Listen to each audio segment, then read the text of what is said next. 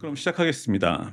한강 작가님의 작품을 함께 읽어보는 시간, 오늘은 그 두 번째로 지난 2011년 발표된 히라버 시간입니다.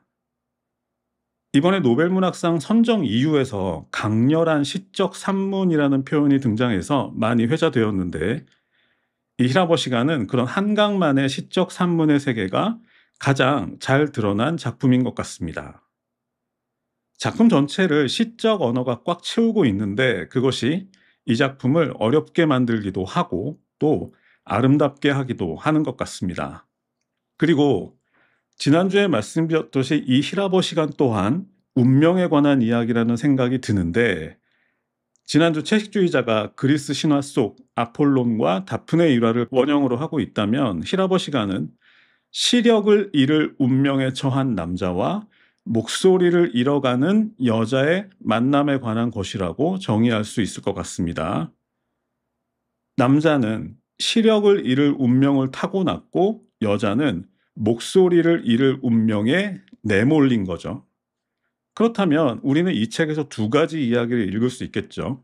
먼저 과거에서 현재까지 그들의 삶에 대해서, 그리고 두 번째는 그들의 미래에 관한 것이겠죠. 그런데 그들의 현재라는 것이 그렇게 녹록지 않습니다. 지금까지 그들에게 운명은 가혹했고 또 지독했습니다. 그야말로 이를 악물고 버티지 않으면 안 되는 시간들이었는데, 그런데 역설적이게도 바로 그것 때문에 오히려 그들이 더 살아있다는 느낌이 드는 것 같습니다. 책에는 고대 그리스어로 아름다움은 어려운 것이다 라는 표현이 등장하는데, 마치 그것처럼 그들의 삶이 너무 처절하고 절박해서 그래서 더 고결하고 아름답게 느껴지는 것 같습니다. 그런 생각을 하면서 이제 본격적인 이야기를 시작해 보겠습니다. 소설은 첫 문장이 중요하다고 하니까 먼저 첫 문장부터 살펴보겠습니다. 이 소설은 우리 사이에 칼이 있었네 라는 문장으로 시작합니다. 기억이 나시죠? 한강의 노벨상 수상 소식이 발표되던 그 시간에 저희는 이 자리에서 보르헤스의 픽션들을 얘기하고 있었죠. 그래서 어떤 분들은 저한테 돗자리 까셨냐고 말씀하신 분들도 계신데, 그런 건 아니었고 정말 우연히 맞았죠. 자, 우리 사이에 칼이 있었네라는 문장은 아르헨티나 작가인 보르헤스의 묘비명이고요. 뜻은 가까워지고 싶어도 근본적으로 다가갈 수 없는 인간 사이의 거리를 의미한다고 합니다. 고독에 갇힌 인간들의 모습이 연상되기도 하고, 또 그것을 좁혀야만 살 수 있는 절박한 상황에 놓인 인간들 사이를 가로막고 있는 거대한 벽이 느껴지기도 하는 것 같은데, 이 책을 읽으면서 개인적으로 든 생각은 우리 사이에 칼이 있었네의 진정한 의미는 인간과 인간 사이의 거리라기보다는 어쩌면 인간과 세상 사이의 거리라는 의미에 더 가깝지 않을까 하는 생각도 들었습니다.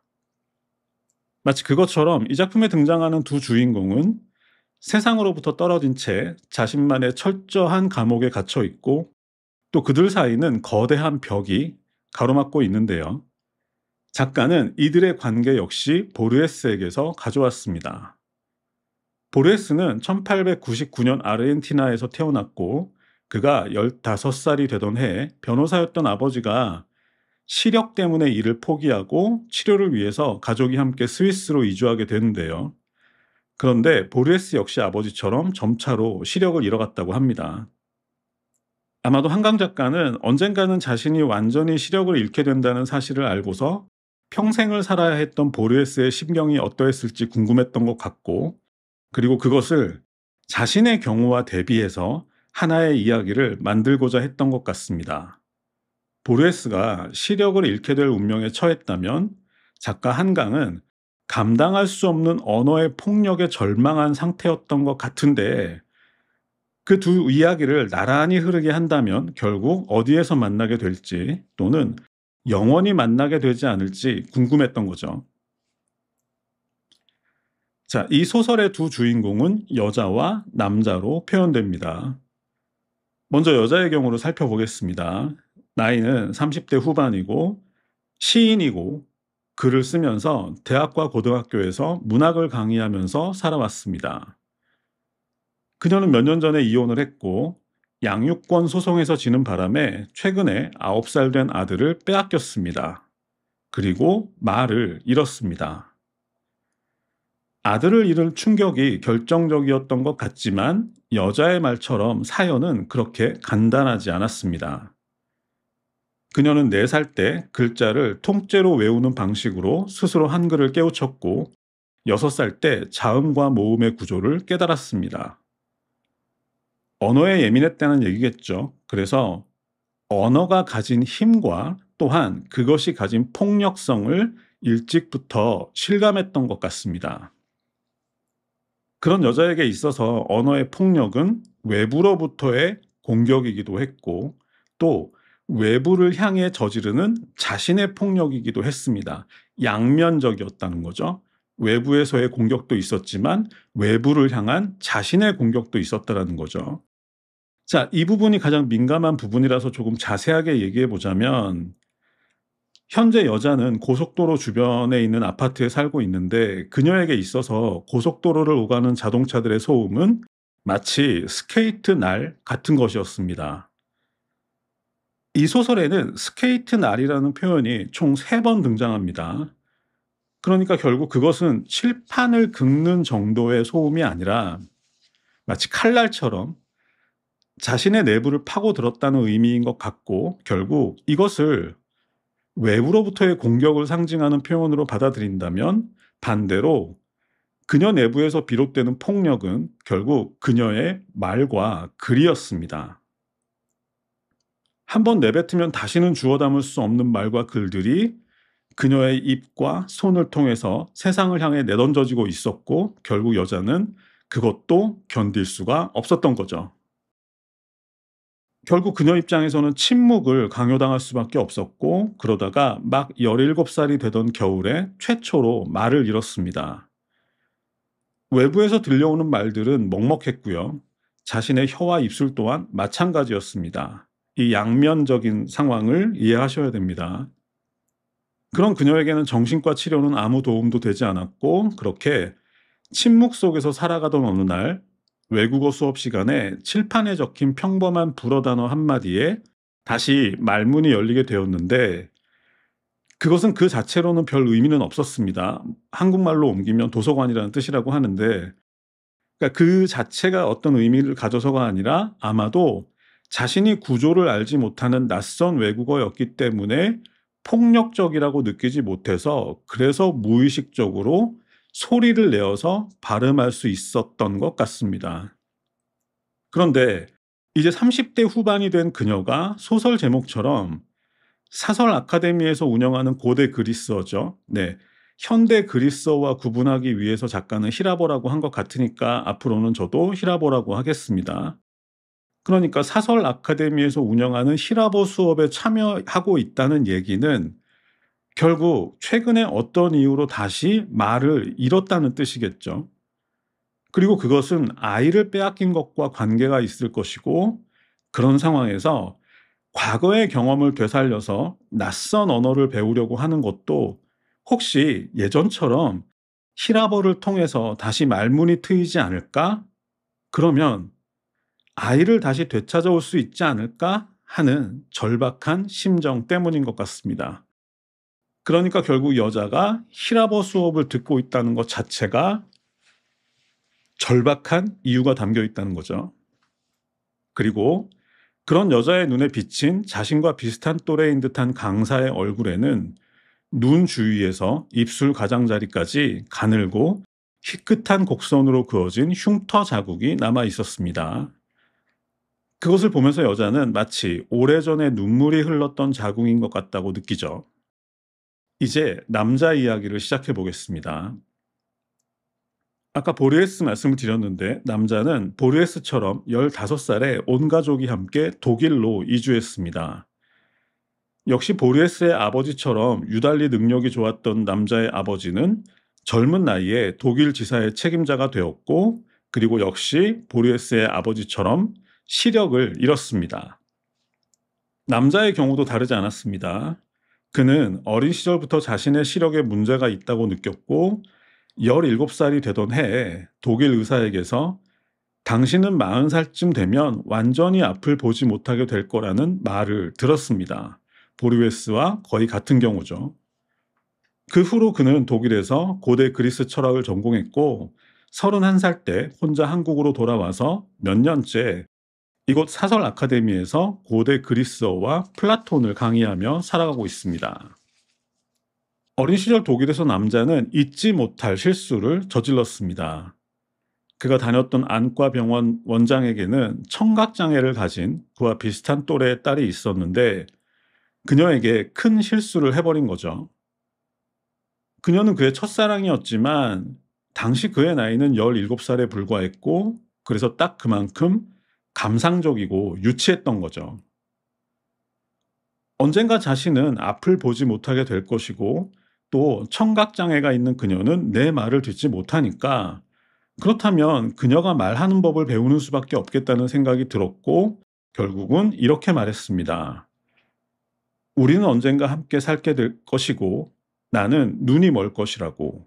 내가 보지 못하게 될 때 그때는 말이 필요할 거라고 말이죠. 청각장애가 있는 사람들이 말하는 걸 들어보셨겠지만 그녀에게는 그 말이 몹시 폭력적으로 들렸겠죠. 그리고 더 중요한 건 그 말이 폭력적이고 아니고를 떠나서 당시의 남자는 사랑이라는 건 애초에 그런 걱정을 할 필요도 없다는 사실조차 몰랐던 겁니다. 그저 자기 감상에 취해서 다시는 주워 담을 수 없는 말을 내뱉은 것이죠. 여자처럼. 그런데 남자는 어렸을 뿐만 아니라 자기 연민 또한 강했던 것 같습니다.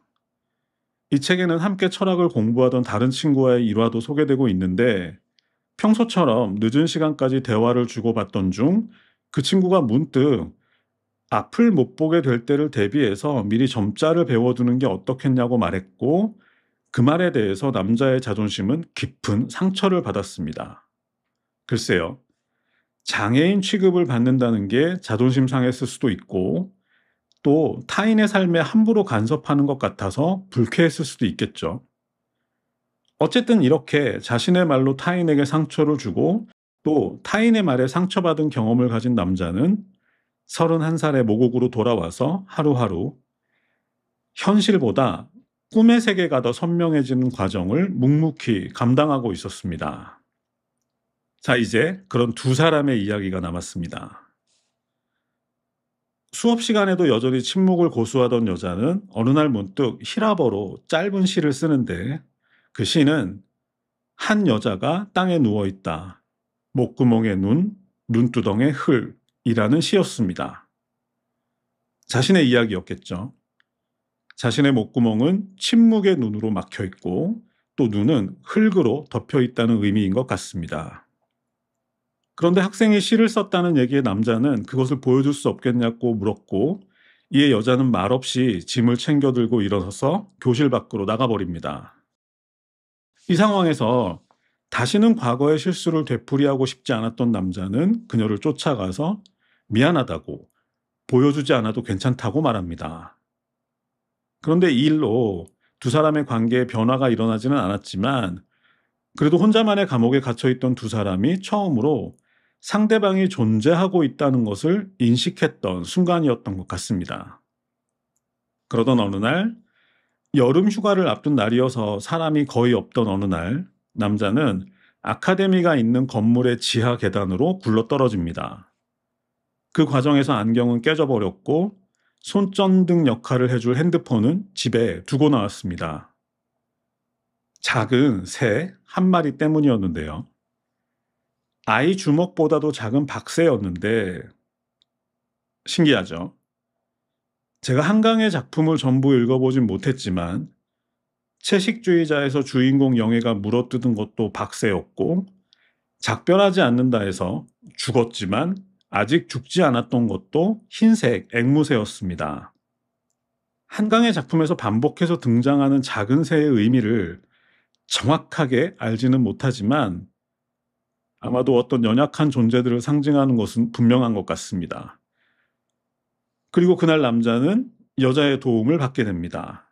여자는 남자를 말없이 부축했고 택시에 태워서 병원에 갔다가 남자의 집까지 바래다 주었습니다.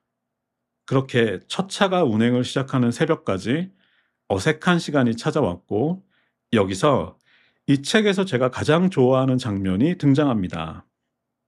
분위기가 어색했으니까 남자는 어떻게든 어색한 분위기를 무마하기 위해서 계속해서 무슨 말이든 해야 했고, 이에 대해서 당연히 여자는 답이 없었겠죠.